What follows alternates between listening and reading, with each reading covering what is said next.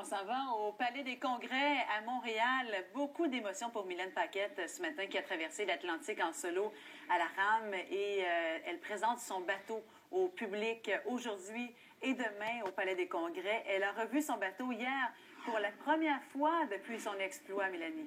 Oui, et ça a été un moment très touchant pour elle de revoir Mylène, le bateau. Hier, ça a été quelque chose. Oui, c'est ça. Donc, ça faisait longtemps que je ne l'avais pas vue, puis j'ai trouvé qu'elle avait vieilli un peu en mon absence. Là, je la trouve un peu sale aussi, mais bon. Gardien jeune. Oui, exactement. Dans mon souvenir, en tout cas, mais il s'est transformé durant la traversée, puis je ne l'ai pas vu vieillir, mais là, ça m'a comme donné un coup de le voir comme ça, dans cet état-là. D'ailleurs, on va se promener, Mylène, pour m'expliquer, parce que tantôt, je montrais à Caroline, le gouvernail, à quel point il est témoin les témoins de la vie du bateau, du périple.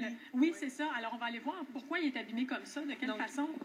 Normalement, quand je partais en fuite, qu'on dit, donc quand la vague, la tempête pouvait m'aider à progresser, je mettais un traîneur derrière le bateau. Donc, un traîneur, c'est vraiment une longue corde avec des petites ancres au bout, donc tout simplement un cône ou un ballon. Et ça pouvait mesurer 100-150 pieds. Donc, j'installais ça au bout, mais des fois, le traîneur se ramassait de l'autre côté du bateau. Donc, ce qui se passait, c'est que ça frottait tout simplement comme ça et ça faisait un bruit infernal dans ma cabine, donc je devenais folle à cause de ça.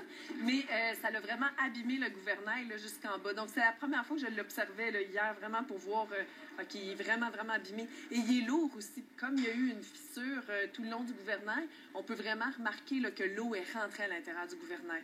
Donc je recommanderais au prochain acheteur, si vous voulez traverser l'Atlantique à la rame, de changer de gouvernail. Je pense qu'il va plutôt... Oui, c'est ça, c'est une bonne idée parce que ça nous a impressionnés dès le départ. Et donc aujourd'hui, Mylène, vous êtes ici pour parler aux gens, partager votre expérience, montrer le bateau aussi. Et quel est le message que vous voulez passer aux gens dans vos conférences quand vous parlez d'Hermel? Bien, c'est sûr que moi, je veux toujours dire que tout est possible. Donc, faut pas se mettre des barrières nous-mêmes. Il y a assez des autres pour nous mettre des barrières. Donc, si on a un projet, il faut aller de l'avant. Puis, le plus difficile, c'est souvent de commencer. Hein. Les premières étapes sont difficiles, mais une fois qu'on s'est commis vers un projet, on s'est commis dans quelque chose, les choses vont d'elles-mêmes. Ouais. Et aussi, une petite note en terminant, Caroline, tantôt, je demandais à Mylène, qu'est-ce qui a changé dans votre perception des choses quand on est revenu?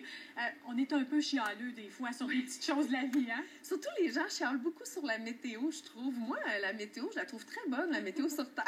Surtout quand on sait ce que vous avez traversé. Merci beaucoup. Alors voilà, Caroline, on reste ici. Il y aura des réactions, c'est sûr. Il y a plein de gens qui se font prendre en photo avec Mylène et qui la félicitent pour son exploit.